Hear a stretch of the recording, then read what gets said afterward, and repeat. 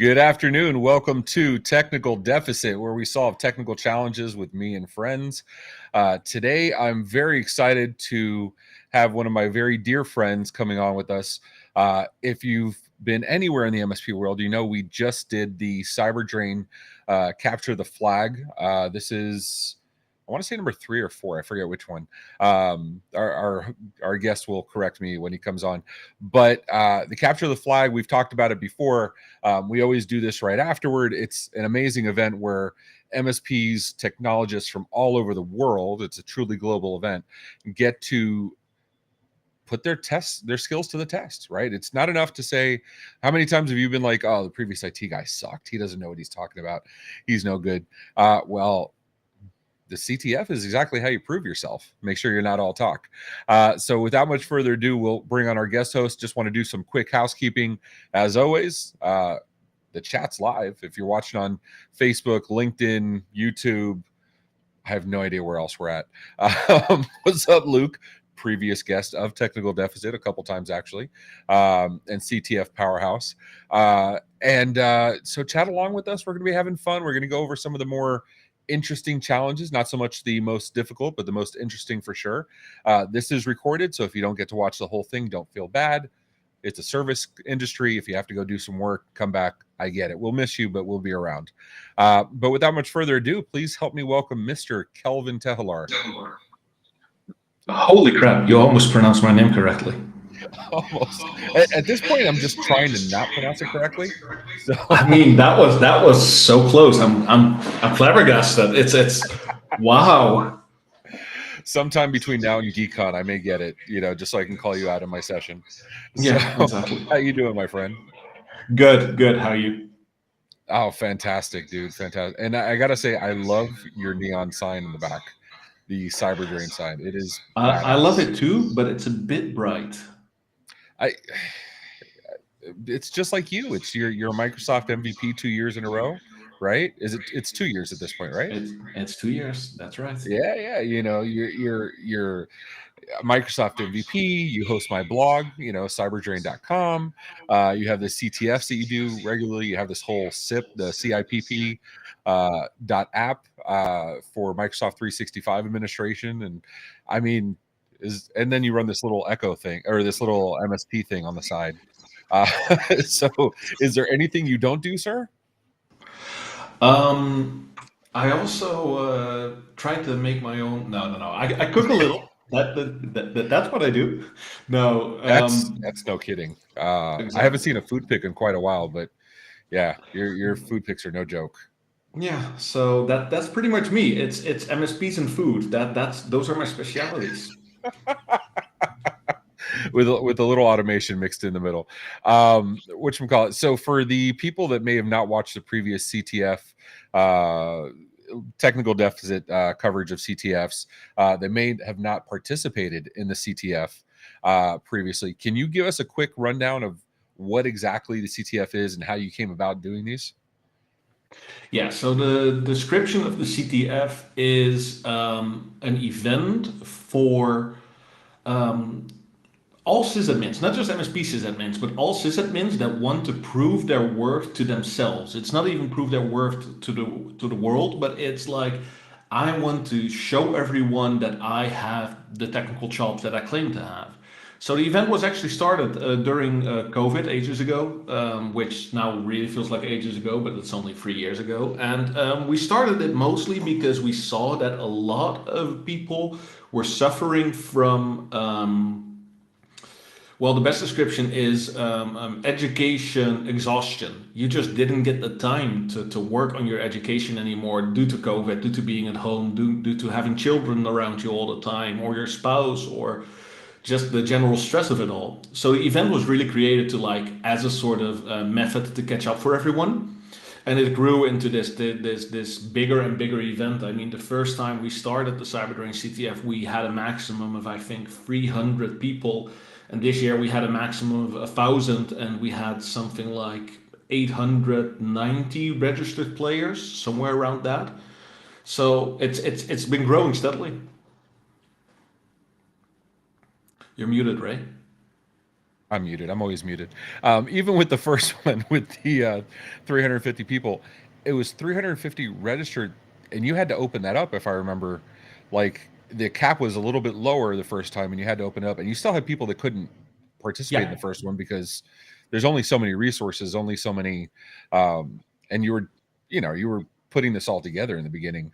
I do want to recognize it's not just you. You always grab people from our communities that help judge these things, help come up with some of the challenges for you or advise on the challenges. Is there anybody else you want to call out and give them recognition while we're on here?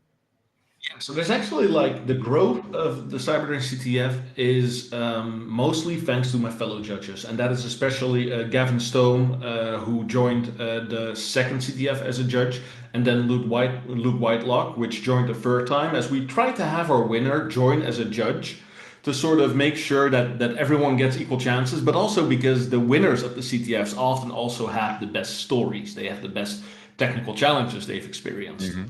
So Well, and let's be Luke fair, was one taking of Luke out of my the running was probably safe for everybody. So yeah. Luke was one of my judges before, and this year we actually were joined by John Dupree, who was the winner of the last CTF, and made some amazing challenges that we'll be talking about today. Because most of the challenges make people somewhat frustrated, and oh yeah. John might have just built the most frustrating challenges in the world. And that's awesome. I know you've picked Slagle's brain on some Linux stuff, and actually we have a surprise for you. We did bring on Gavin Stone to come say hello.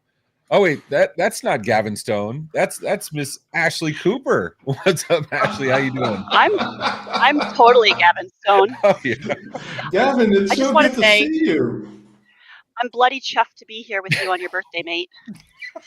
But let's get to the crumb of the matter, shall we? Blimey, that was a good CTF. I'm sure everybody is totally knackered now. Your technical leadership really helped them rise to the occasion. Oh, good Lord. I can't wait for your talk at GeekCon coming up May 21 through 23. Oh, and true story, I have that exact picture hanging on my wall of family and friends in the office. So what's up, Ashley? You came on for not Gavin Stone imitations, but you came on for a special message you wanted to share with us? That was the special message that I wanted to share. Happy birthday, Kelvin. Happy birthday, Thank you, brother. Ash. Also, Thank you, everyone Yeah. that's also thanking me or wishing me a happy birthday in chat. If that doesn't say anything, like Kelvin doesn't say, I want to take off on my birthday, I'm going to go play with my swan, I'm going to go, yeah, and that's a real thing. If you don't know, talk to Kelvin Yeah, about it. one day we'll show some videos of me playing with my swan. It's not a euphemism. But yeah, it's not a euphemism, but whatchamacallit. But he said, no, I want to come do awesome stuff with MSP. So thank you so much, dude. Ash, thanks. We grabbed her just to say, come say happy birthday. We will see you later. Take care, Ashley. bye. So, all right. So you have badass MSPs, sysadmins, technologists helping you run the thing, judge the thing, helping create some of the challenges, getting harder and harder. And if you want to see some of the insane challenges, go look at the previous technical deficits we've covered on the previous CTFs. There were some. It's fun to watch because I don't actually participate every year because we sponsor, so I don't participate because it'd be kind of unfair. Plus, that way I can tell myself I don't get my ass kicked. I can tell myself, I would be great, but I'm going to step out of courtesy. But I love watching the chat in the SIP Discord of people just going nuts. And this year you had them they were looking for groups to help each other. That was a new thing, right? Yeah, so this year is something where we introduced the MSP versus MSP Showdown. So it wasn't just proving you're the best technical resource, it was proving I'm the best technical MSP in the world. So we have the winner, which is IQ in IT, which can call themselves the world champion of IT, pretty much. which is an amazing feat as an MSP. That's amazing. And the prizes were bigger and better than ever. It was just, and all the vendors, like I said, we sponsor, but all the vendors jump in to genuinely they want to participate. Huntress, Ninja, like go look at CyberDrain. It's ctf.cyberdrain.com. The site's still up. Go look. I mean, all the vendors, all the sponsors that participate are just genuinely supporting the community. And was this the first year you had Microsoft backing up the CTF? No, we had Microsoft the previous 2 years because they say like, okay, hey, you know what? We'll sponsor the entire technical stack, which makes sure that we have like the Azure environments available, Azure credits available. We have an Office 365 tenant that everyone can log into. All of this stuff, which normally is a bit difficult to achieve, they just say, you know what? We'll take care of it and keep it in the state that you need it to be. That is awesome. That is awesome. So without much further ado, I know we've been teasing everybody. And Alex Farling says, it sounds even dirtier in Kelvin's accent. So without much further ado, let's get into it. So the first one we're going to cover is the MSP Showdown number 5. Can you give us a recap on what that is? Okay, so the MSP Showdown ones were really designed to be the hardest things in the world, like the most difficult things that you can be facing as an MSP or as a system administrator.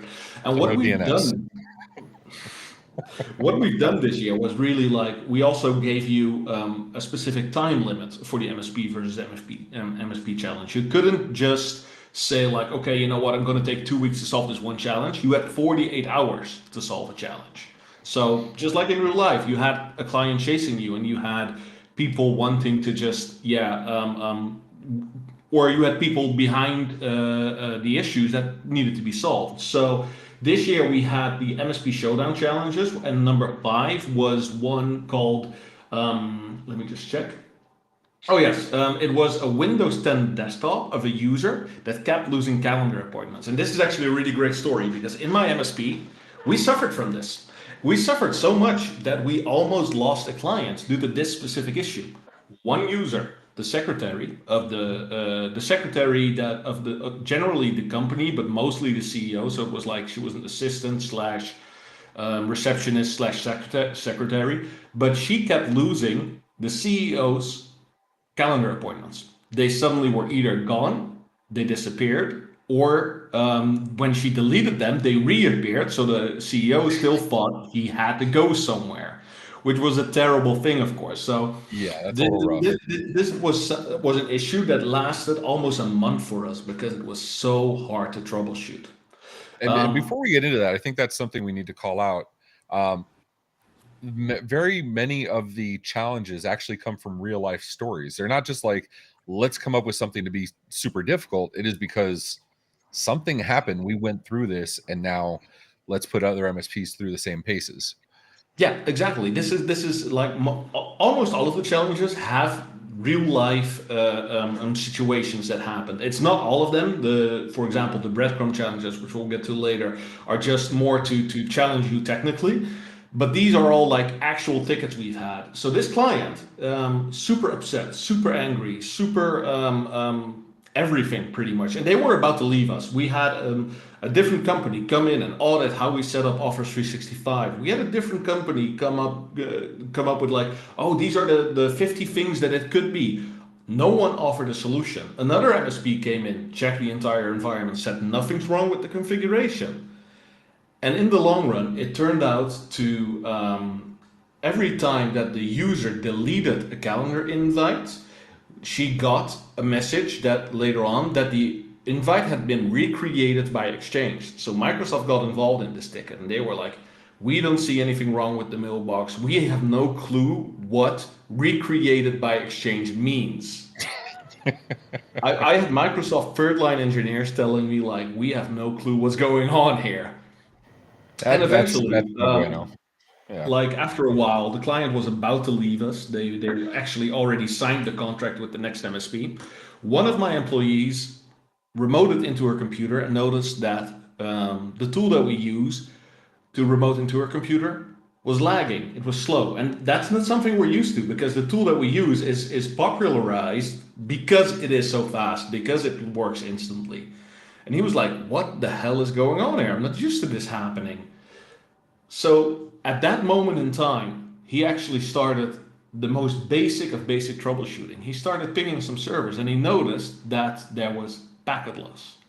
But we've done this before. We've done ping traces, we've done network traces, we've done all of this. Yeah.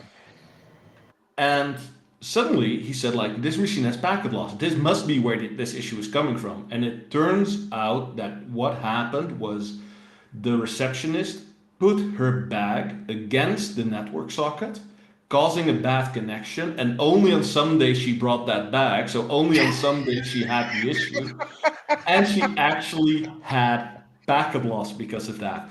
And Exchange has a three-way acknowledge system. Right. First, when you create a calendar appointment, it acknowledges that the thing has been created. Then when you edit it, which is you create the appointment and the name changes and edit, it sends another acknowledgement. And then the client says, okay, I've processed this, and sends that to the Exchange server. What happened was when she deleted the things, one of those things in the chain wasn't completed. So Exchange was like, oh wait, something went wrong. That needs to be recreated, which is the most insane thing. So to simulate this, we had an actual tool installed in the Hyper-V virtual machine that simulated packet loss only on HTTPS traffic. Wow. So a lot of the people that started researching this issue, this was actually one of the last challenges we've had. We're like, holy crap, how the hell am I going to solve this? I'm seeing bad downloads. I'm seeing issues with internet connections. And this actually is one of the challenges where we didn't create a fake flag, but one of our users did. Because we already thought this challenge. How does that work? How do the users get to create a fake flag? Like, so what we normally do is we place red herrings everywhere, like a little thing that might look like a flag but isn't really.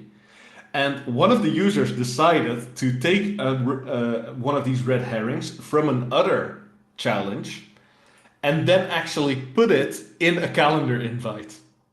So everyone started thinking like, hey, wait, that's the flag. I have to enter that. And it was like, this challenge was difficult enough without people being sadistic to other players, but I had to laugh at this. I mean, please tell me Lime Networks called the client and said, we figured out the problem, you needed a new purse. Please tell me that was the response.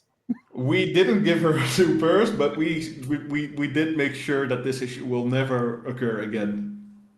So Ashley brings up a good point. You do these things for the improvement of the MSP community, not because you're like secretly a sadist and you're just laughing at everybody crying in the CTF chat on your Discord, right? Yes. That sounded very questionable.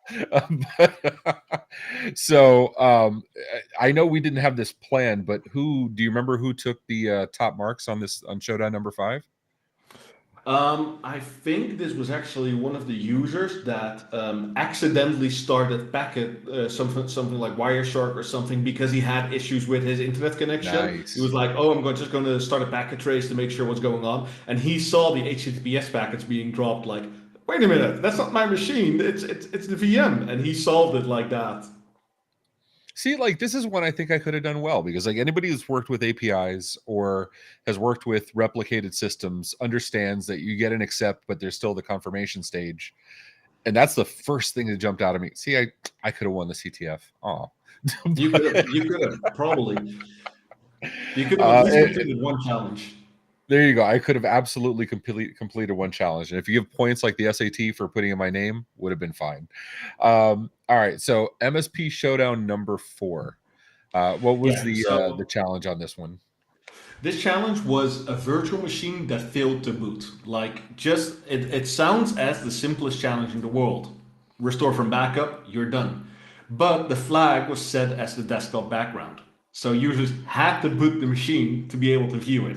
Now, some of them actually cheated on this. Some of them realized from the challenge text, which was something like, the flag will be found when the machine has booted, figured out like, oh, it's the desktop background. So they started going into the registry, finding the background location and using the image. And that's okay too, because what we always say during these events is there are more than one way to get to the flag. It doesn't matter if you think you cheated, as long as you've achieved the end result. But this challenge was actually introduced simply to teach people that sometimes the advice on the Microsoft forums actually works. Because the Every once fix in a for while. this challenge was SFC Scan Now.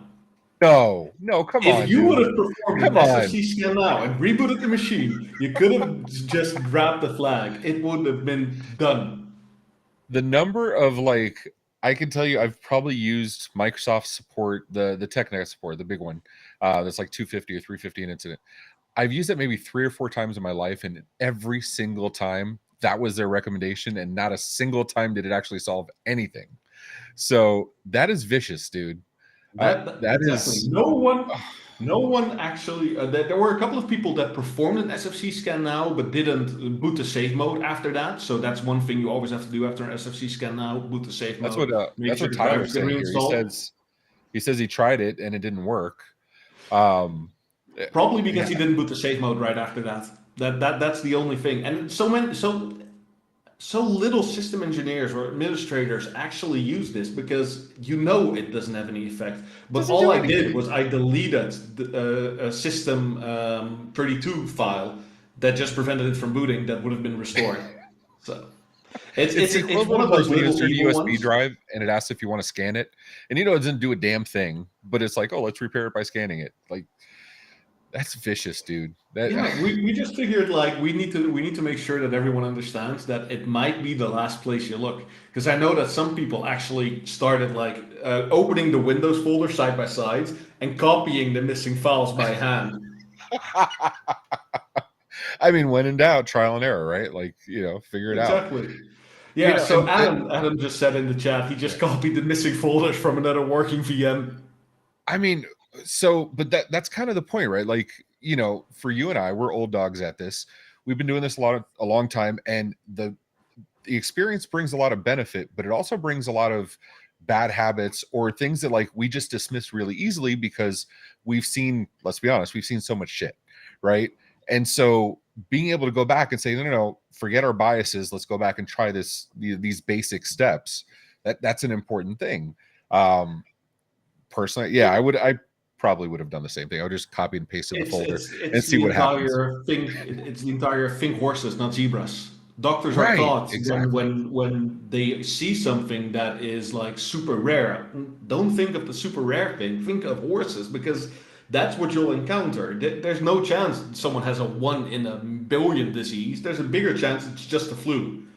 So it's That's think why I like horses, not talking to junior zebras. techs, right? They don't have that It, burden of experience. They just see it for what it is, right? Exactly, So exactly. Get sort of. It's also something I'll be speaking about during MSP GeekCon, the beginner's mindset. Sometimes you just need to drop your own biases and go back to what you think you know, and just make sure that you go into things with an open mind. yeah, absolutely. So does this one have a backstory? This one is actually one of those I want to teach people a lesson ones. But this hasn't really happened because if in my MSP people would spend time on restoring a VM that way, I would just tell them, yeah, I would kindly suggest to them to restore backups. Let me put it that way. Dude, that's yeah. So going back to the Kelvin is being sadistic thing. So, but you know what? There's a lesson learned, so we all should win. And since we mentioned it, and Ashley says, the banner was super ready. MSP GeekCon May 21 through 23rd. The early bird discounts are available till the end of this month. Go to mspgeekcon.com to go get them. And Kelvin will be talking. Ashley will be talking. Adam, I believe, has a session. I have a session. It's going to be an amazing, amazing, amazing event. And there will be some of those MSP Geek admin type people there. Hopefully, the Gavin Stone, not the picture, will be in person. So it's awesome. Go sign up right now for it. But all right. So, and since I gave you 0 advance notice on this, do you remember who took this one, top marks on this one? I think it was actually Adam that did this one. Oh, that's Adam why he's actually So, That's why he's all in the chat. Adam Wilper is the first place winner of the CTF MSP versus MSP Showdown. He took the 7th place in the normal leaderboards, but he was actually the one pushing on these MSP challenges like crazy. He was super fast on a lot of the challenges, and the ones that he wasn't fast on, he made sure to solve perfectly, which is, Adam has a fantastic technical mind. So Adam, if you're ever looking for work, but like seriously speaking though, like how cool when you're interviewing, because you're a business owner like I am, when you're interviewing employees, like one of the first questions I ask, or candidates, one of the first questions I ask is, what was the last thing you did independently to go learn or further your knowledge of your chosen profession, right? Because it's easy to say my work sent me to this, but like when you're saying, okay, well, I went and I tried to do this code by example or whatever. That's a big deal. No, don't let Aaron know, please. I just talked to him this morning. So, whatchamacallit. But like to be able to say, oh no, I did the CTF, I've done it the last year or so, and I placed here. That's a big deal because it shows you're practicing your craft. And as an employer, that really matters. And even if Adam's not looking for future employment, other MSPs that participated, other 850 something MSPs that participated, it's a nice resume item, I would think. Yeah, absolutely. All right. So while Adam's ratting me out with the Roost people, let's go over to Breadcrumbs. What are these breadcrumbs? Okay, so the breadcrumb challenges are more a challenge of the mind, like how far do you go to troubleshoot an issue. And in the previous year, the breadcrumb challenges were simply sending you around to a bunch of websites. It was pretty much, you go from the CyberDrain blog to the Gavin Stone blog to the Luke Whitelock blog, and we had some like difficulties in each of these steps. Like for one, you had to check an SPF record. For the other one, you had to check an image or copy and paste something. So that was something we've done last year. This year, we wanted to make them a little bit more DevOps-y, because that's a skill in a lot of MSPs that's still missing. The entire DevOps category was a new category we introduced this year to teach people more about how to use the standard DevOps toolkit, which is GitHub or Git in general, which is accessing specific APIs in specific ways. It's more in depth than just the standard system administration knowledge. It's also one of the most played categories this year. Like most people focused on the DevOps category, which was super nice to see because it's a skill that is underdeveloped in most MSPs. So I want to pick your brain on that because this is something I've railed on for years. I've always said maturing or more mature MSPs need to have DevOps talent in-house. Like these are not, it's like a security person or team. There's an account manager. These are certain roles that need to be, and I think DevOps is definitely one of them. Of course, the Roos guy is going to say he loved the DevOps category, but still, can you talk, because I'm now a shady vendor. So, but you're an MSP. Can you talk to how DevOps play because a lot of MSPs say, I don't really need anybody yet. I don't need to, bring anybody. How does it play in your MSP? How do you see that? Like, how does that provide value to you guys? Yeah, so I always want to preface this with, as an MSP, Live Networks is an outlier. Live Networks is an outlier both in size and in ways of working. We adopted automation as a culture 12 years ago. And adopting automation as a culture makes sure that the company grows in a very different manner than a standard MSP. I have 30 FTE that are focused on automation. And they are still system engineers. They are still working tickets. They are still working projects. But their focus is, how do I automate whatever I'm doing with these tickets, whatever I'm doing with these projects, whatever I'm doing with these technical challenges.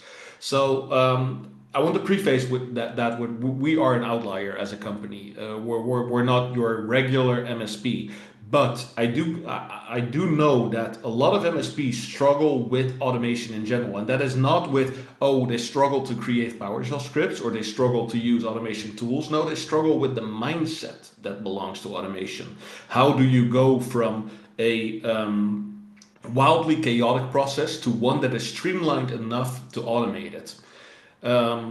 That is something that I've spoken about at length recently at Rite of Boom at the Roost Pre-Day. I spoke about this and tried to explain to people that the only way you can do this is by starting small. You have to start picking your battles and making sure that you start automating the processes that you do completely understand, the one that you are in control over. Start with those and you'll slowly move people towards wanting to automate more. So DevOps in MSPs is a challenge, not because of our tooling, not because of our knowledge, but because of the mindset that most MSPs have. They want to solve a problem and they want to be done with it. So I want to pick your brain on this real quick because you know me, I'm the documentation guy. I'm all on documentation and process. And to me, as an engineer, it all starts with discovery, becomes the documentation, becomes the basis, the checklist for building the automation. Like that, if you have strong documentation, it's very easy to say, these are the things, what pieces do I need? Now automate it because that's going to be the process going forward. And because we've pushed all of our staff to be so documentation first, if I can butcher the language a little bit, but they know we live off the documentation, we create the documentation. When it needs to be edited, we edit the documentation, but it's always up to date. But do you find that the MSPs that struggle with DevOps are also struggling with documentation? It's that scattered-brained lack of process that's the causes of all It's this? living in the fire. Yeah. They don't step out of it for a moment to look at, okay, they just go from one small fire to the next one, not understanding that their entire house is on fire as long as they don't start focusing on the process. They thrive in the chaos because a lot of MSPs simply just push through it by pure will and perseverance. It's not a good thing. It's not a good thing living in that No, chaos constantly. and that's they get burned out. You know what I mean? It's the easiest, and that's that's actually what I'm talking about at GeekCon. It's how to embrace your passion while avoiding the burnout, because we love technology, but the burnout really comes from doing the same thing over and over and over again. How many times can you reset a password? How many times can you replace a cyan cartridge so you can print in black? Like these things, you get what I'm saying, right? Like there's only so many times you can do this. And the better MSPs are saying, well, I'm tired of doing this. Let me just automate this, right? Let me Yeah. allow password self reset. Let me allow for them to do whatever needs to be done. It's not hard. Look at your tickets, see the tickets that are coming in, just like you did with the challenges. Look at your history, see what comes up most, and start with that, and then work from there. And you can always do better. But there you go. There's Steven. One thing I learned from numerous industries that when asking for help, always provide steps you've taken already. Yeah, yeah. It's so much better than it's broken. Please fix. It's So, broken. Please fix. That's the best ticket description in the world, right? also, I'm too busy to work on this right now, but I need it done yesterday. That Yeah. absolutely, yeah. We've all been there. We've all been there. All right. So breadcrumbs, finding images. What were some of the other things again? So breadcrumbs we actually had two this time, and the entire CTF this time was Star Wars themed. So this breadcrumb challenge was there were two steps. First, it was breadcrumbs attack of the scones. Attack of the clones, attack of the scones. Come on, these puns are Love it. I love brilliant. it. Yeah. Actually, I didn't come up with the puns. John Dupree's wife, she came up with a bunch of them for us, and they were all equally as brilliant. Nice. So, Breadcrumb Attack of the Scones was created by Luke Whitelock, and Luke came up with the brilliant idea to upload a different version to the PowerShell gallery of a script than his GitHub account. So when you looked in the PowerShell gallery, you saw one thing, and when you looked in the GitHub account, you saw another thing. And a lot of people assume that those two are always the same thing. They're not. Anyone can upload malicious code to the PowerShell gallery and not upload it Oh to yeah, the version absolutely. that is on GitHub. So it's so important for you We to talked about that. audit Yeah. this code. So what we did is in one of the versions, we actually hid the flag. We just put it in plain text in one of the versions on the PowerShell gallery. And we didn't put that in the GitHub version. So people were struggling to find that because they didn't understand that that code could be different. This one Yeah. also had, I think Luke created about 50 or 60 red herrings. And there were people that actually entered every single red herring on the CTF website. So you're telling me they're not checking hashes before downloading files? Is that Yeah. really what I'm hearing? Yes, that is what you're hearing. MSPs do better. I'm just saying, do MSPs better, please. better. Absolutely. So that was one of the breadcrumb Yep. challenges. The other one was more advanced and more complex. The bakery strikes back was a challenge where you needed some GitHub knowledge. You needed some, what, am I correct in this? Yes. You needed some GitHub knowledge. You needed some SPF knowledge. It was a sort of encompassing challenge where you had to take a lot of steps to get to the point where you need to be. Eventually, you needed to go to GitHub, enter your name in a base64 format in a GitHub pull request. Okay. After creating that, you'd get added to a list and you'd get the flag. A lot of people failed this simply because they didn't understand GitHub or Git yet. And it took a lot of time before people started getting into that. And you see that in the statistics of the last 2 weeks. Like in the first week this challenge was available, almost no one solved it. Like 2 or 3 people solved it. And then eventually it started going up and up in a very high pace. And yeah, the people are right. That was a different challenge. We also had the Stormtrooper sign-up sheet, which was a different challenge entirely. I love that it was Star Wars themed. Does that mean the next CTF will be Firefly themed? I cannot confirm nor deny anything. Like a leaf on the wind. I recently received the best birthday gift I've ever had, which is a Firefly card deck. It's amazing. Yeah, it's I have that. quite Do you have the possibly. Firefly I think I showed it to you on during Ride a Boom. Yeah. Yeah, Very it's cool amazing. stuff. It's very dear to me. That's awesome. All right. So any more breadcrumbs you want to cover, or those are the 2? No, I think that's it. The thing is that a lot of these breadcrumb challenges were made to make you think in a different way than you do with your normal MSP stuff. And again, these false flags are there simply to actually lead you astray and make you go back to the beginning. Nice. So, all right. So we have 2 left.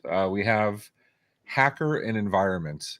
That's a scary one. Okay, we just came from Ride a Boom, right? Where like every time you turned, Wes or you or John Strand or Chris Lair, somebody was telling you like it's all going to shit. Like you just haven't discovered. You're hacked already. You just don't know. You know what I mean? We don't even say the B word anymore. Like we're scared of like that. And you're like, yeah, hold my beer. I'm gonna make it worse. So hacker the environment. What is this? So this was a challenge which, again, one of the real life experiences, and this was a painful one for one of our co-managed clients. This client, they had all security services in place. They had everything in place. They have a pretty good IT department. They recently received an investment from this large firm that makes sure that they're able to continue what they're doing because they're doing beautiful work.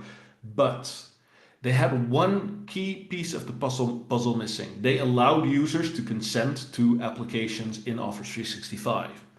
It was the only thing they were missing. They had such a good security posture. And what happened one day is that a user fell for a phishing email, but it wasn't your standard enter your username and password email. It was adding the enterprise application to the tenant, making sure that the hackers were able to use the enterprise application to access mailboxes, not a username and password. It's mostly known as OAuth hijacking or OAuth hacking, where the application actually has access to it. The funny thing is that this was actually done in such a way that it became confusing even for my internal security specialists. I have a team of security specialists which are certified hackers. They have their CSIP, they do pen tests, they actually have this Dutch legal certification where they're allowed to access stuff like plain text password files and these bigger, for example, the collection. Which is a well-known password dump. You're officially not allowed to have that, as it's in a lot of places it's illegal. They have a license to do this. They have a sort of detective license, as it's called in the Netherlands. These guys were confused at what was going on, and that is because these hackers were actually doing something smart. They, at the moment that they added the enterprise application, at the same time, they generated an app registration. And the app registration had so many obvious red flags that everyone thought, this must be the issue. Someone created an app registration and this must be the problem. So they deleted the app registration, and a week later, they had access again. Because the app registration was so obvious, but the enterprise application that they created, which was the actual initial entry point, was so well hidden and so well crafted that no one understood that it was actually malicious. And even if you looked at the logbooks, it looked so normal because these guys took months before they started their attack. So everything looked like absolutely normal, but suddenly this enterprise or this application registration was created and they started using that. So that was an example of everyone knows these app registrations can be super dangerous, but if you have a very sophisticated attacker, they'll lie in wait long enough for your logs to run out. They'll lie in wait long enough for you to not see what they have been doing. And they'll lie in wait long enough and create things that you wouldn't expect them to create first. So enterprise registration first, using the API from the enterprise registration, create an app registration, use the app registration to access mailboxes. A brilliant method that is super confusing to most system administrators, but even to most security teams, such as mine and a big security team here in the Netherlands that started getting involved in it. You're on mute again. It's all right. Nothing I say is that interesting. No, that is wild. So let me ask you something. Okay, so given and maybe we're going a little off course here, but given your team's knowledge around security, and they're obviously, like you said, you're not your typical MSP. You're going so much more in depth. The only way to find this stuff, to find the actual point of incursion, would be logs. But absolutely. Are you generally keeping, because to do this, I mean, this lie in wait thing, we see that from Huntress, we see that from others all the time. Black Hill's talking about it all the time, where they're just lying in wait for the best opportunity to do it. So are you now keeping logs 12 months, 24 months, 36 months? Because we actually kept logs for 36 months. And we have a tool that just has, I have to say it correctly, we have a tool that saves logs for 36 months and makes them ingestible, searchable, that kind of stuff. But we didn't think to look at it because we thought we found a solution. And that's the thing, that's the danger there. You thought you were done, you had where it was coming from, but actually we didn't. I mean, if only Microsoft, disabled app consent by default. Well, you can use SIP for that. It's one of the beautiful things about CIPP or SIP. You can just enable the standard and you're done. That's exactly what I was going to bring up. Even for the stuff Microsoft doesn't like to keep applied, SIP is definitely one of those tools. And go check it out, cipp.app. I can't imagine anybody watching this doesn't already know about it, but All right, let's go to the last one. The last one I like because GraphQL, I always say I'm not a programmer. I'm a code along kind of guy. I've done thousands of projects over my lifetime.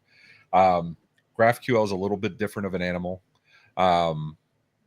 Describe what it is first before we get into this challenge for those that may not have heard of GraphQL. The best way to describe GraphQL is an evolution of your standard REST APIs. It is a way to ingest data from an API. That's the easiest description, but it's also a lot more complex than a REST API. Instead of just saying, hey, here's the URL, give me what I want, you actually have to start specifying, give me this specific data. You have to create a query to actually return data. And that is what I wanted to show people, because a lot of people in the MSP world now understand, how do I ingest a REST API? They understand the basics of a REST API, because a lot of our tools as MSPs, a lot of our tools simply use REST APIs these days. It's question number one when most MSPs are reviewing a vendor. Do you have a REST API? Even if they never use it, but we see it every day, and that's one of the qualifiers. So yeah, I get it. We're starting to move. MSPs are behind the enterprise industry by about 5 or 10 years. Always, it's a given, and that is because either tools are not accessible to us or methods of implementation haven't happened to us yet. And GraphQL is actually already very big in a lot of products. I mean, if you look at MSP products, even the GraphQL API for Datto RMM, a big RMM, their actual new interface is completely GraphQL based. It's not REST based. And you see that in a lot more things. Roost, if you look at the Roost API, it's also a GraphQL API. It's simply an evolution, and that is something that we have to be careful for as MSPs. We all are still holding on to that REST API, and like you said, we're still asking everyone, how does the REST API look? Do you have REST API available? But these days, the GraphQL API part is also starting to become more important. It's a completely different way of ingesting data. It's a completely different way of approaching APIs. So MSPs will have to start learning this to not get caught up by the times. I mean, there are still vendors using SOAP APIs these days, which is. I was going to ask if you were going to mention I'm not that. going to name names, but they still exist. So we have to make sure that as MSPs we're prepared for the future, and that's the reason we created this challenge. This challenge actually was a two-part challenge where in one you had an old REST API, and you first had to ingest that REST API, which, like I said, most people got that instantly. But then they had to use the information from the REST API to connect to the GraphQL API and simply make a small mutation instead of a query. And that was complex for a lot of people. Thankfully, there's a lot of tools. Insomnia is one, but also I forgot the name for it. But most GraphQL, Graph, yeah, most GraphQL APIs actually have like a URL directly to it, where you can see the schema and you can start diving into it. And that's what I wanted to achieve with this challenge. It's people dive into how a GraphQL API works. And some people made it very difficult for themselves. I remember that one of the people in the chat said, "Oh, I'm going to use PowerShell for this entire challenge." And PowerShell is not perfectly suitable to work with GraphQL APIs. Everything is possible in PowerShell. I'm the first one that's going to say that, but it's more complex than using any other tool that was prepared for this. Sort of like Insomnia or like the other tool of which I can't find the name. PowerShell as a language is very much akin to REST APIs, where you're going after a certain thing and getting a certain expected response, and then you manipulate the format however you want, right? GraphQL, it's a different animal. You're saying, I want the data in this way, give it to me. Yeah. And it gives you, you know what I mean? So you have to have forethought of what you're expecting. It's a whole different dynamic, which I've never seen anybody ingest GraphQL into PowerShell. Maybe that'll be a technical deficit one day. Exactly. That is a more complex challenge than just performing this challenge inside of the CTF. So, all right. So Insomnia, and you want to describe what Insomnia is for most people? I'll find the link and I'll put it in the chat for anybody. Insomnia is the easiest description is it's an API ingestion tool that helps you with GraphQL APIs, REST APIs, kind of like Postman, but more advanced, allowing you to easily write queries, but also check like, what does this API actually have available? Like, what is the schema? What are my options? Can I send a mutation? Etc., etc. Yeah, and we'll put it up on the screen for anybody that didn't, or anybody that watches this after the fact. Maybe Adam can go learn GraphQL a little bit, but it's insomnia.rest. So were there any surprises? Because every CTF we've done, you've come back with something you weren't expecting. Were there any surprises here? Absolutely. I expected people to not get very specific challenges, and this year, actually, one of my wishes came true this year. Every CTF in the first couple of days, we actually had a defined winner, and a lot of time it was Luke Whitelock. He just took that first place because he just pounded through the CTF, wanting to finish all the challenges and getting the maximum score. 24 hours or some nonsense, right? Like it was some quick. It was really quick. And this year was the first year where it took a week and a half until it actually had a defined winner. And I believe that the first place didn't even have the perfect score. I'm not entirely sure. He might have had the perfect score, but it was very good to see that this year we've balanced the difficulty and challenges well enough to have each level be able to enter the CTF.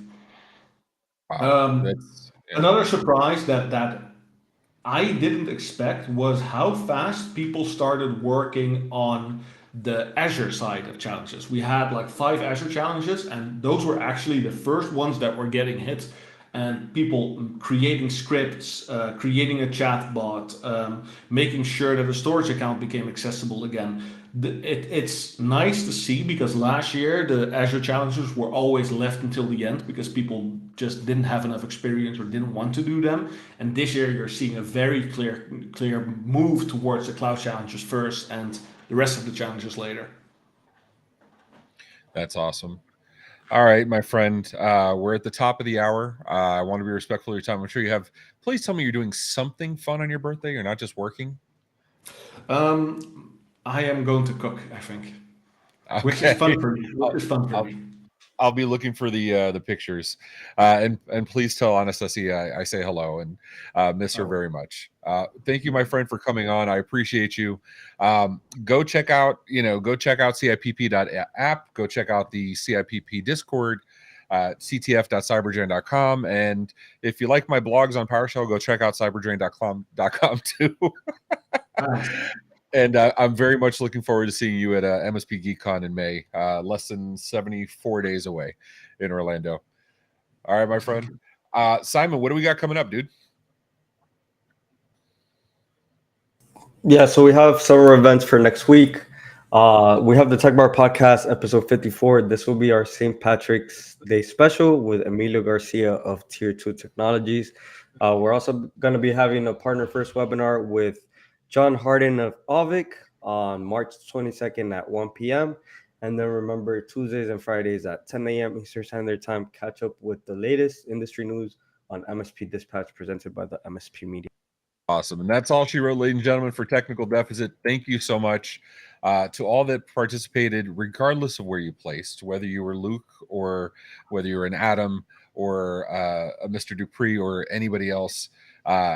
Even if you tried and failed, it doesn't matter. I know you learned something, and that's the real benefit of something like this. So if you enjoyed it, hit us up in the comments. Go meet us on the SIP Discord or MSP Geek or MRU or Reddit or MSP or any of the other 50 billion places Mr. Tegelaar is around. So thank you so much, everybody. Take care. Have a good day. Bye. This has been a broadcast of the MSP Media Network.